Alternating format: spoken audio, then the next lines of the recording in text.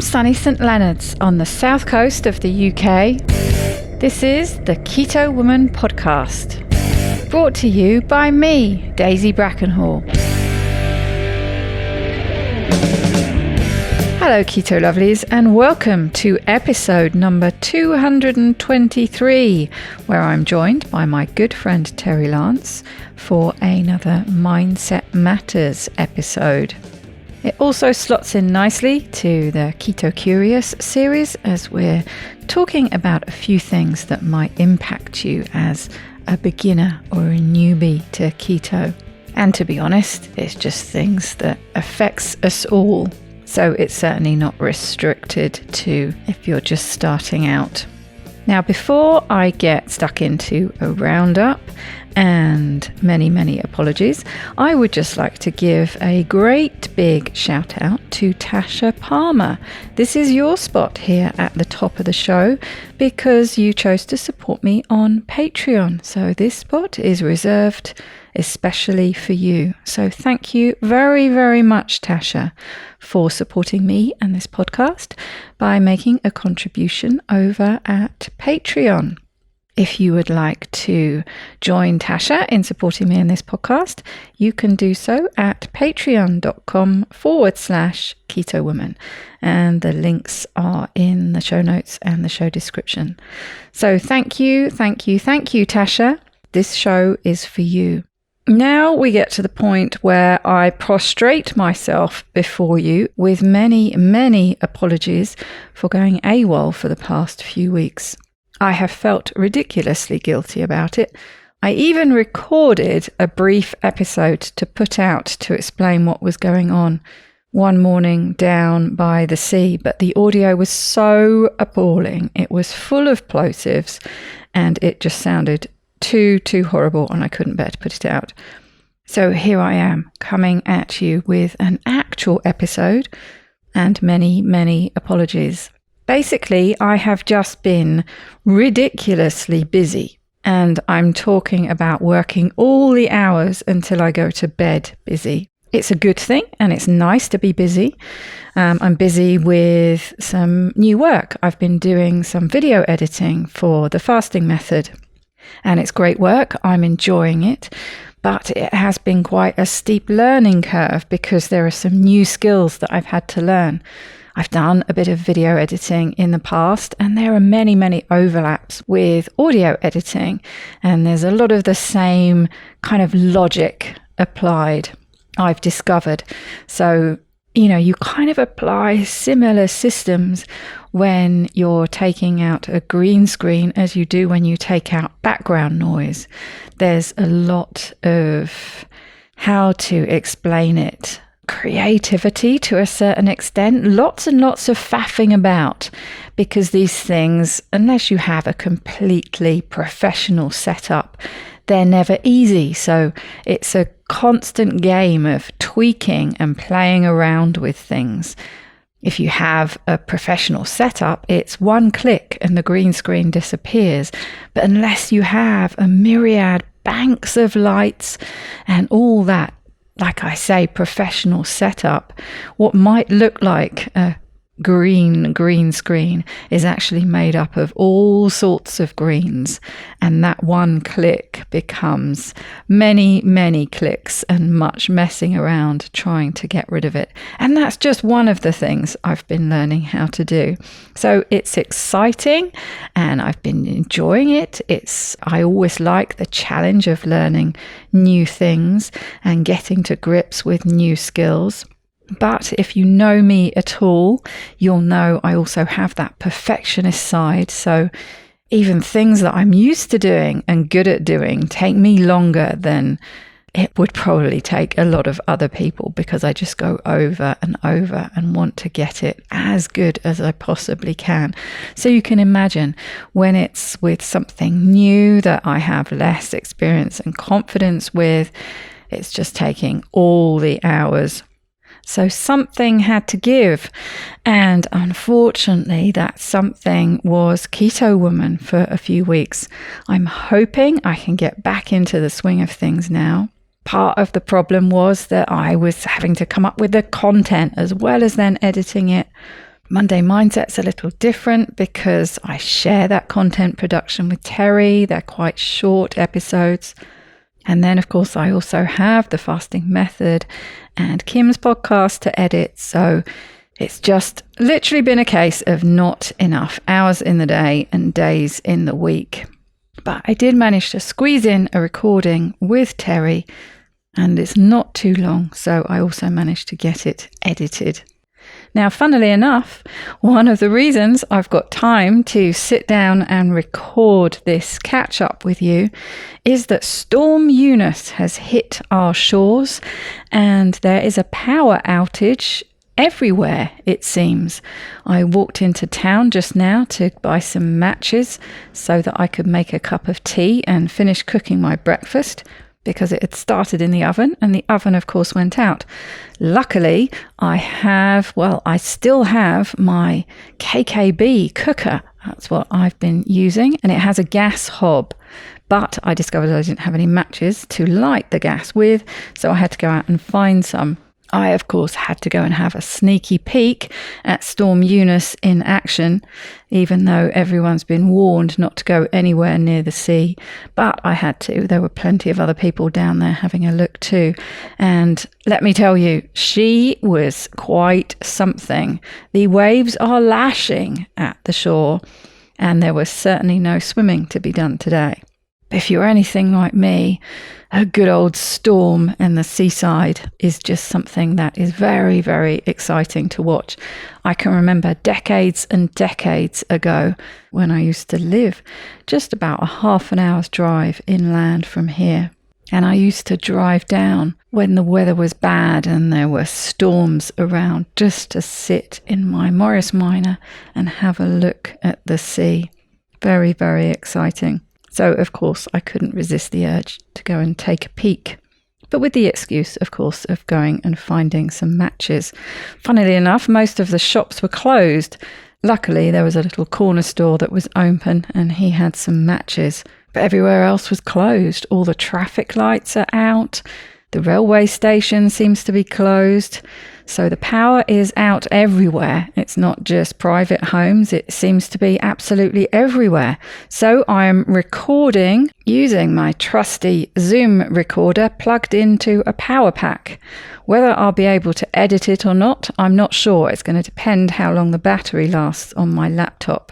Sadly, I didn't have the foresight to charge it up overnight, so I don't think it's going to last for too long. But hopefully long enough to get this edited, and then it's just going to be a case of waiting for the power to come back on before I can upload. So fingers crossed, you'll be getting this at some point over the weekend.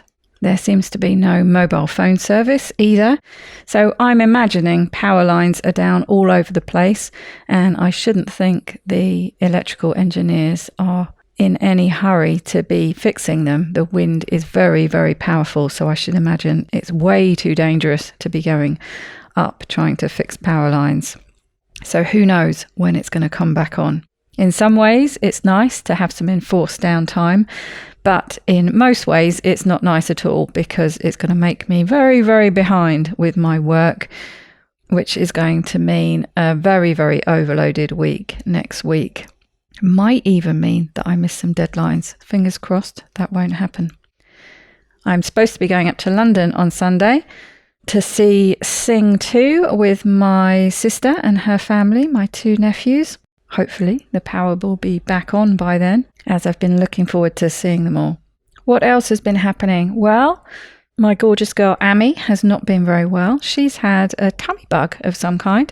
According to Google, it's actually quite common for dogs to get gastroenteritis, but apparently there is also a bit of a prolific dog bug going around the southeast at the moment, so maybe she had that. I'm not sure how she got it, or that it can be that contagious because the other dogs haven't had it. But anyway, she was proper poorly. She was retching all the way through the night, being sick, but not much to come up really by the time she was trying to be sick.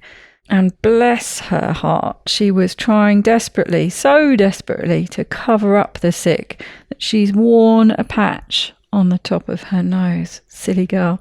It's times like that where you really wish you could make them understand you. There was absolutely no need. I am not averse to clearing up dog sick when I've got a poorly dog.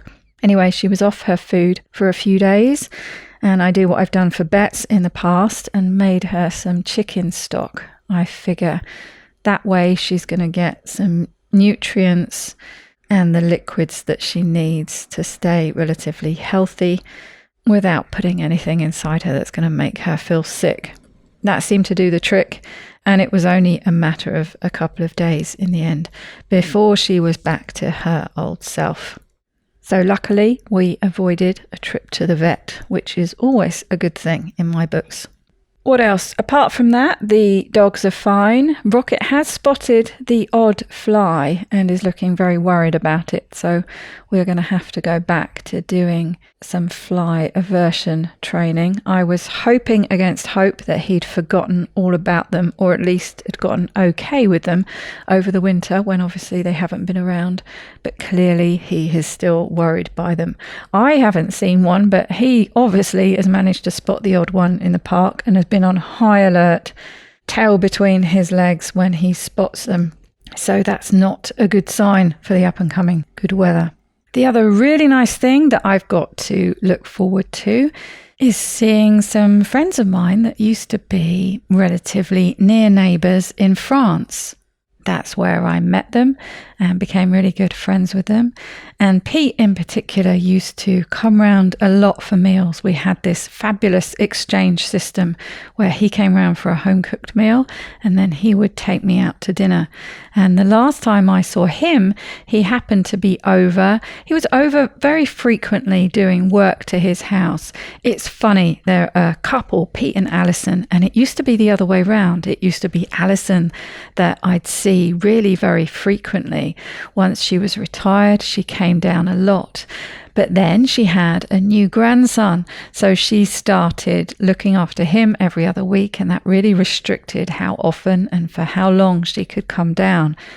And when Pete then moved into retirement, he would spend a lot more time coming over, working on properties he had there. So it was him I would see a lot more frequently. And he happened to be there just as COVID all really kicked off. And he ended up travelling back actually just as France was locking down.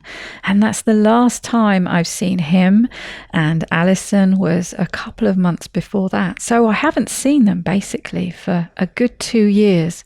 And they are coming down to the south coast. Apparently they've got a few friends in the area. So they're going to spend a few days staying in B&Bs and having a bit of a mini break. So I'm going to get to see them a week on Sunday, and I can't wait.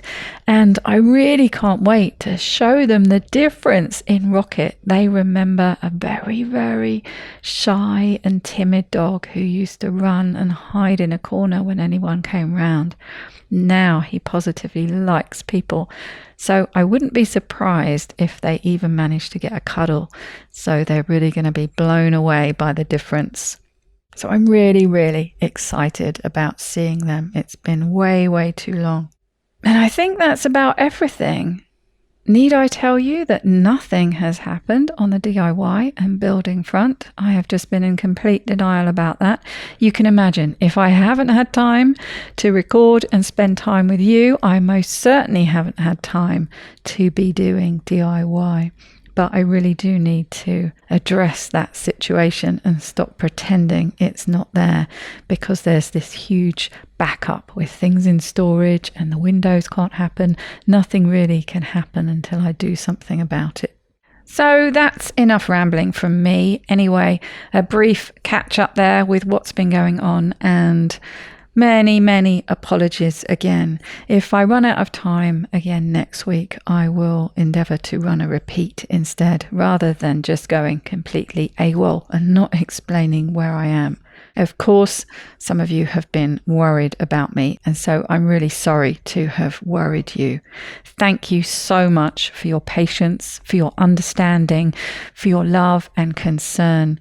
You really are just the very best people at the other end of I don't know what it is. I imagine you all out there especially when I'm recording these introductions. So although I can't see you, I am talking to you. Thank you. So I will leave you now to enjoy, hopefully, my chat with the very wonderful Terri Lance.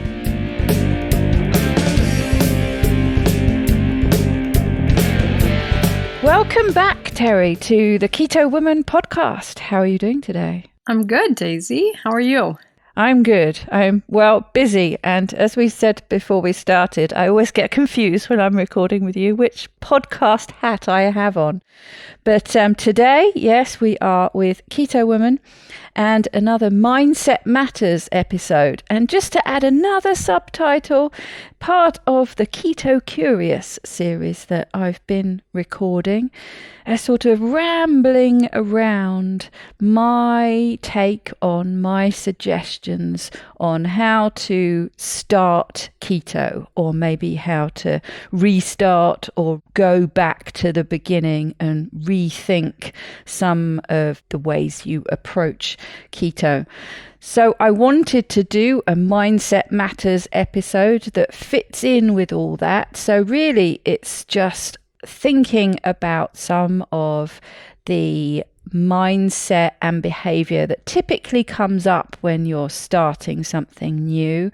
The temptation to compare yourself to others is one of the things that I thought about straight away. It's certainly something that I do, and it's something that I see other people doing all the time. You know, how come so-and-so has lost £1 million in week 1 and I haven't lost any, and all these kind of things. Always comparing yourself to other people and the dangers of that.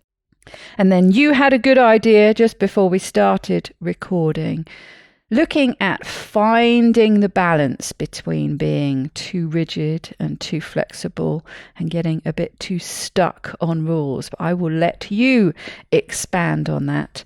But it very much, as soon as you said it, I thought, gosh, yes, that really fits in absolutely with the approach that I've been taking, that I've been suggesting that people do. For me, keto is about, and should all be about, finding a way to keto that fits you and not trying to squeeze yourself into some kind of keto diet box and rules. So I thought it fit perfectly with that. So let's go. Yeah. Where do you want to get stuck in? Let's start with the first topic that you brought up, the comparing yourself to others. I think this is a very natural thing that we do as humans. This is not just a keto thing, but a very natural thing. Is we want mile markers. We want to know, how successful am I being?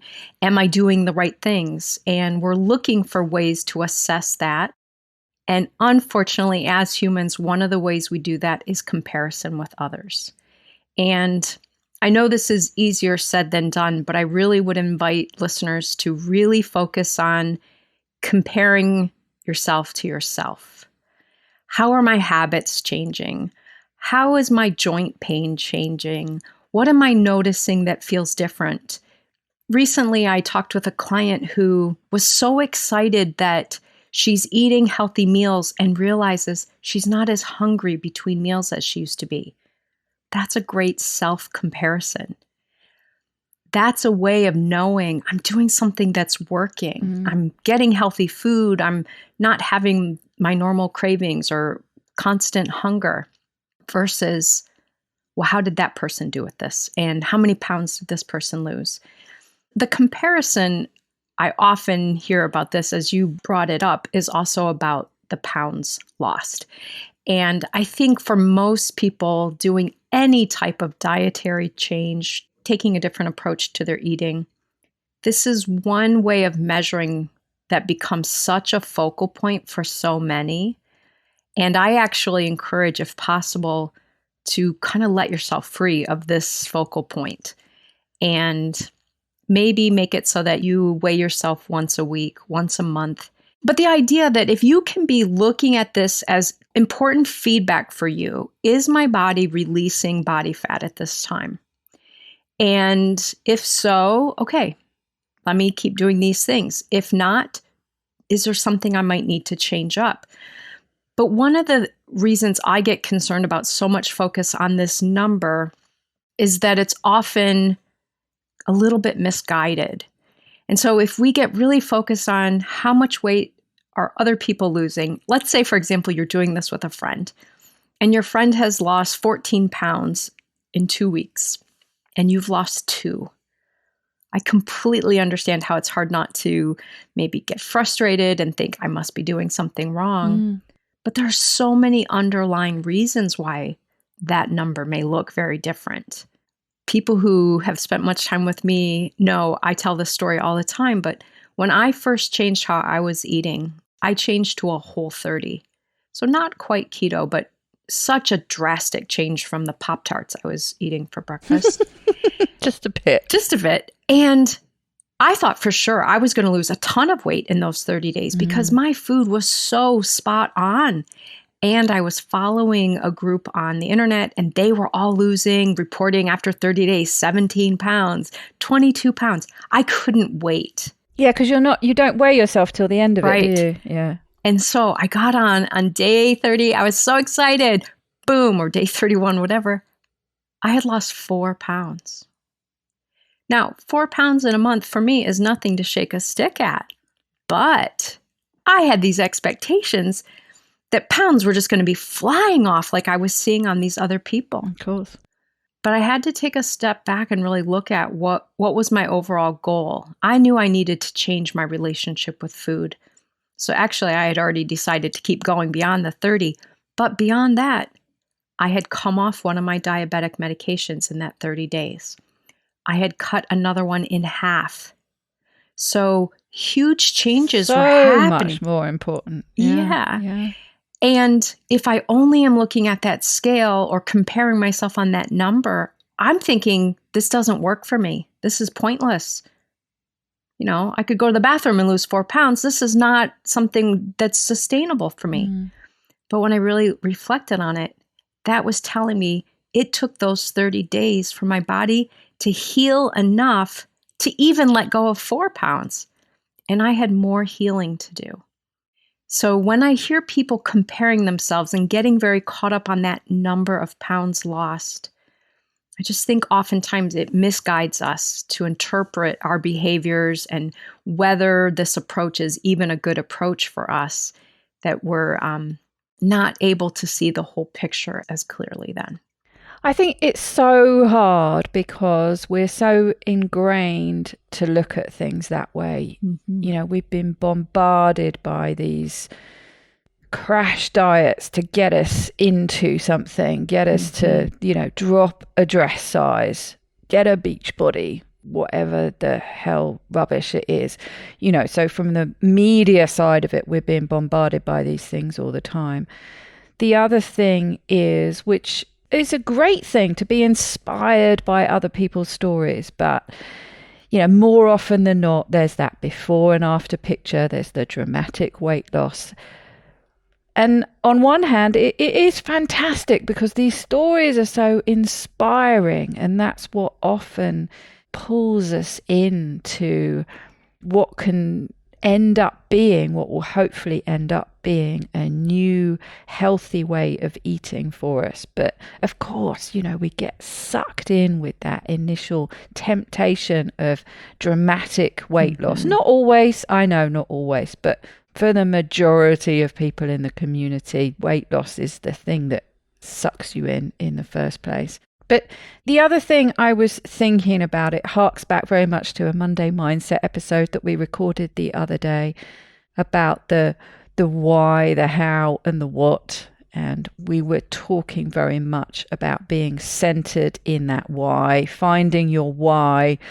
It's one of my W's that I haven't got to yet, so I'm sure I will be rambling on ad infinitum about the why. But that weight loss is very much kind of the what. It's the goals on the periphery that seem so important when we're starting. But as you progress, as you get further along in that journey, you realize it's so much more important to center yourself really strongly right in the middle there in your why, because those goals change all the time. the other thing was when you mentioned about the weight, the number on the scale, and being driven by that data. That's the other thing that I've been trying to get people to move away from in the beginning, or at least somehow compartmentalize if they want to track their food, is that danger of everything being tainted by the data. Mm-hmm. I've been wanting people to build up a relationship, find what their relationship is with all these foods, be they new foods or be they old foods. What are the foods that you like?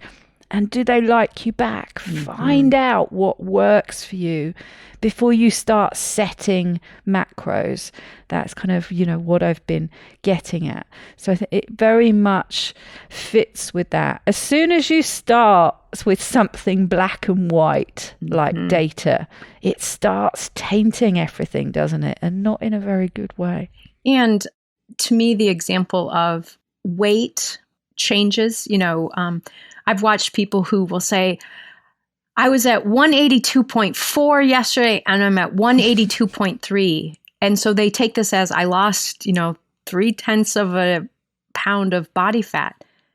That is so inaccurate. We can't narrow it down. Was that actual body fat? And our body naturally fluctuates so much. A bad night's sleep and your weight could be up 2 pounds. So I think when people get so caught up in that, I totally get why it feels really good when the numbers go the way you want them to go. But it feels bad when they're going the other way. And so leveling that out some. I see the same thing though with ketone measures and blood sugar measures. I can have really good blood sugar numbers for days and suddenly I have really bad number. And of course, right away, I instantly think, what did I eat? How did I mess this up? And I go back and I didn't eat anything out of the ordinary for me. But maybe I didn't get as deep a sleep as I thought. Or maybe my body is working on fighting off some kind of bug that I'm not even aware of. And so my glucose is up. But if I react to every measure I take and try to adjust to what I'm doing because of it, I'm going to be chasing things all of the time versus going for consistency. The thing that you brought up about that, Daisy, takes us to the other topic that you mentioned at the beginning. I see a lot of people when they're first starting out, and again, naturally, when you're first starting out with anything new, you just want the rules, the guidance. How do I do this and how do I do this right? Yeah, to get that goal, that fix, whatever it is, number, weight loss, probably. How can I get that number of pounds lost just like that person did? Yes. Yeah, a black and white straight line equation. If I do exactly what you tell me with the rules, that's what I'm going to get. Right. And as we've already mentioned, in 2 weeks, and you've talked about, it's just not possible to do that. And this is what I tend to see as people's ways of managing that. Or maybe it's more people's just natural personalities coming through. I see people either fall on the far end of the continuum where they become very rule bound and they want every rule right now and they won't allow themselves any fluctuation on any of those rules. So very rule bound, but then very defeated or unsure what else to do when they feel like that's not working right away. And then on the other end of the continuum, I see people who don't like rules in general.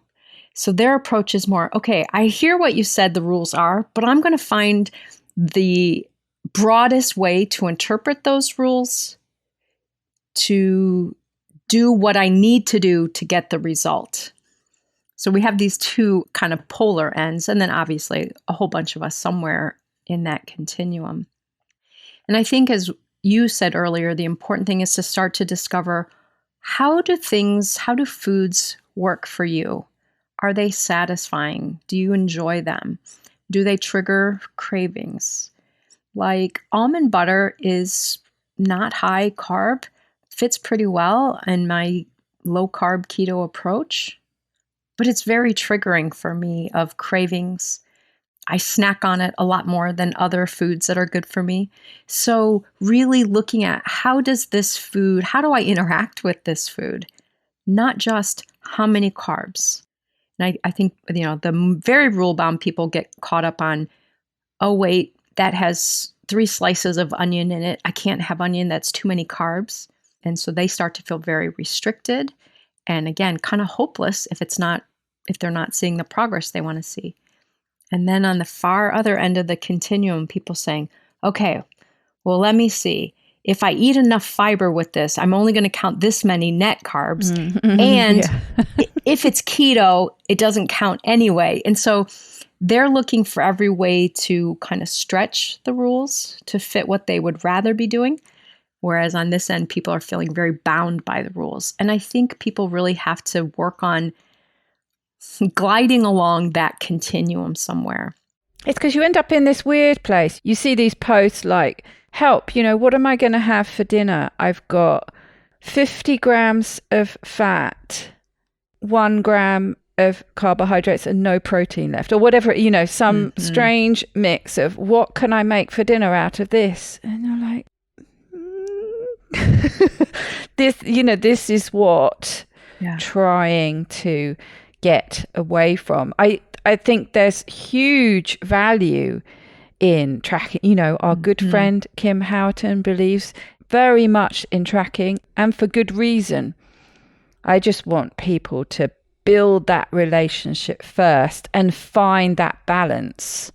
Like you just said, finding your place on that continuum away from those extremes that are just going to send you a little bit crazy if you're not careful. I also think for a lot of people, tracking can be a great tool when you feel like you're struggling, but you're not sure why you're struggling. Exactly. Gosh, I feel like I'm eating the right foods. I feel like I'm eating a good amount, but it's been 6 weeks and I'm really nothing's changing in my body that I can tell.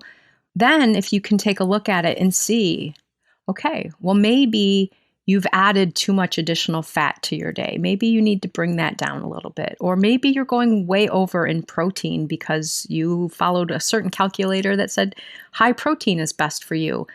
And it may be best for some people, and maybe it's not working for you. And so using macros at that point to tweak and try to explore what's going on. And here's an example for me that even goes a little off the macro topic a bit. Is I sometimes will talk with clients who are eating well, they're eating low carb and whatever that looks like for them, and they're tracking their food, and I take a look at it. And yeah, they are, and their food choices are good according to whatever, keto standards they're looking at.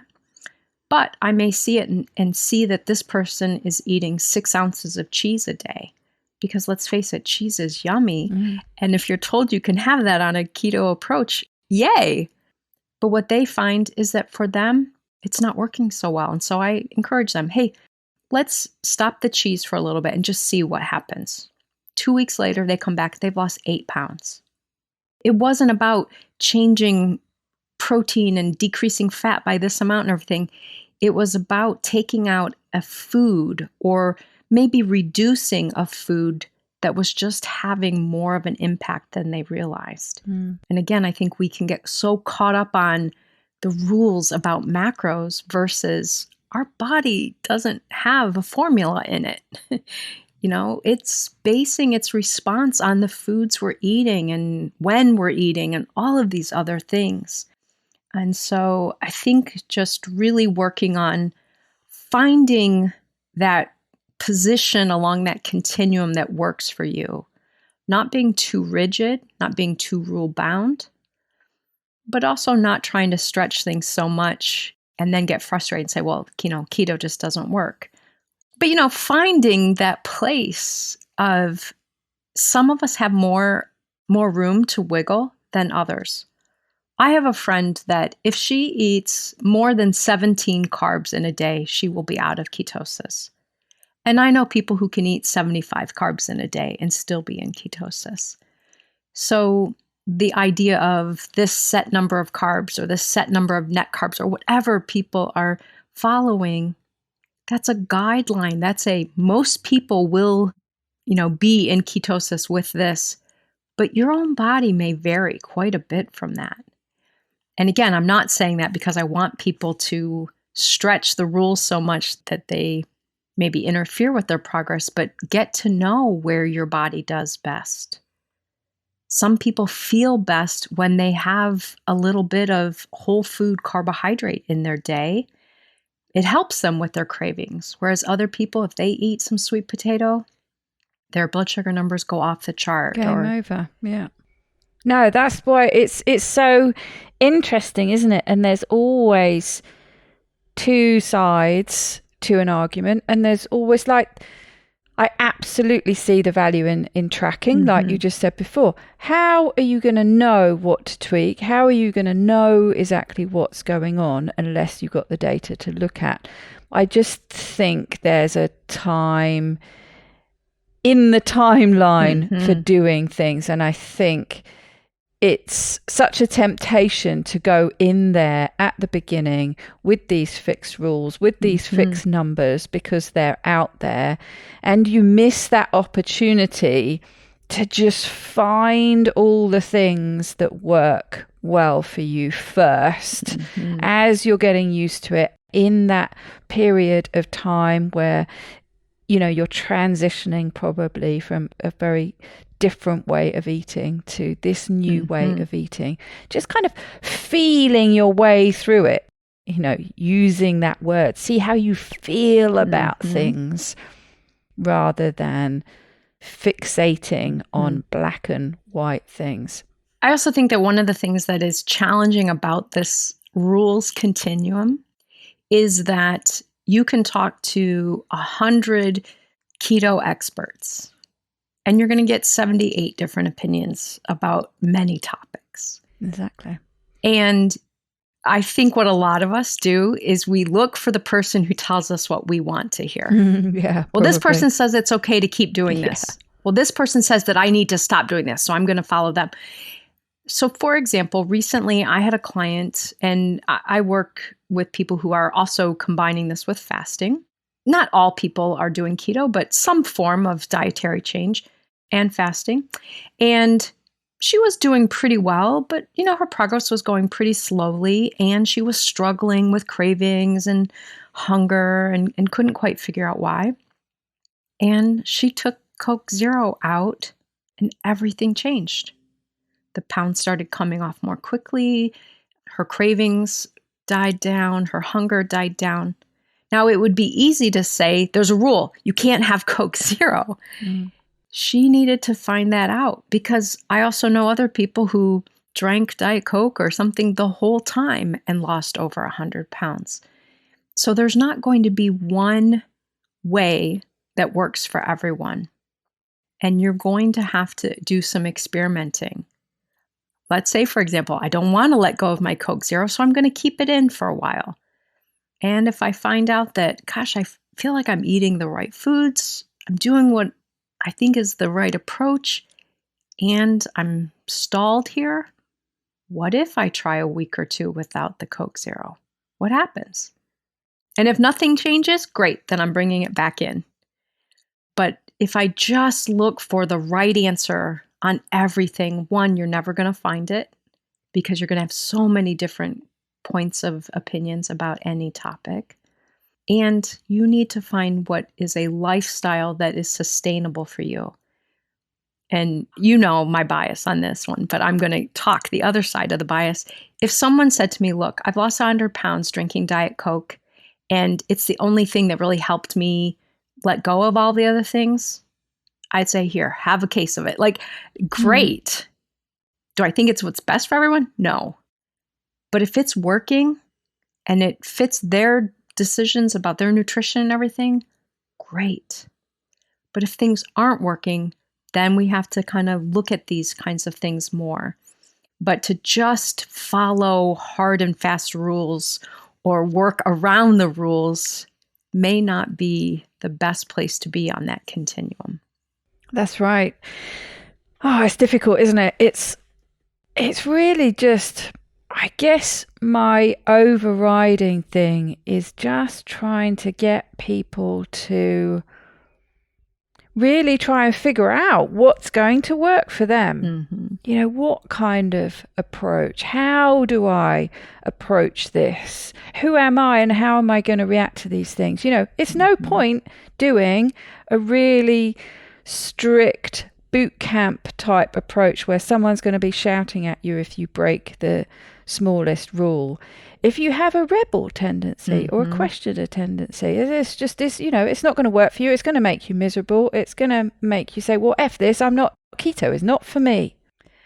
So that's why, you know, it's so important in my mind to go all through these steps, you know, figuring out who you are, figuring out what you like, because ultimately the goal is, in my mind anyway, is a long-term sustainable way of doing this that is going to optimize your health as much as possible, make you as happy and as well as is possible for the rest of your life. This is what we're aiming for. It's not some kind of short-term quick fix that you've got to fit yourself into to go from A to B and get the goal that you're looking for. It's finding something that is going to make you happy and well and is sustainable, because, you know, food for most of us is something that we enjoy. So, you know, it's a big part of our lives. So it's important that the diet that you're following, the way of eating that you live by, is something that you can get as much enjoyment out of as possible. And that's why I think it's so important in this whole conversation to think about, I'm learning a method that works for me, and it's going to take time to learn that. You can't know all this in the first 2 weeks. You can't know this all in the first 2 months. I don't even know that some of us can know all of it in the first 2 years.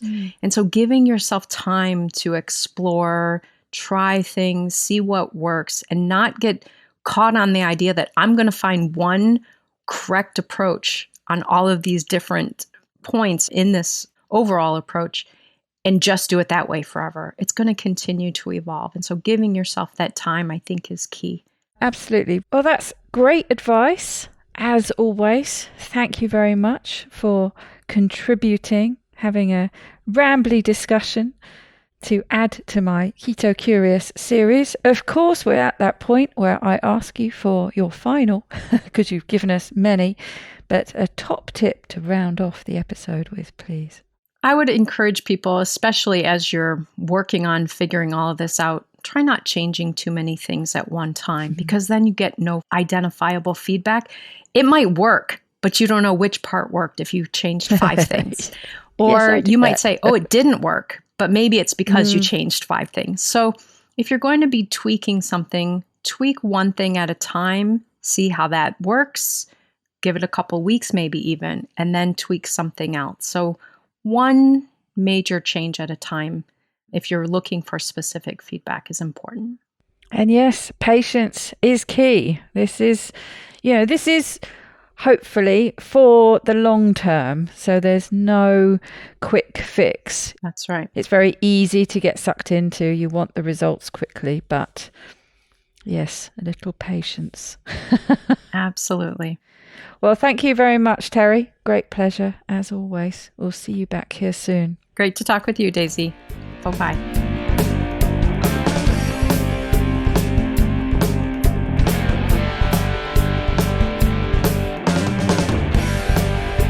And here we are at the end. I hope you enjoyed that. I always very, very much enjoy talking to Terri, so I hope you share that joy with me.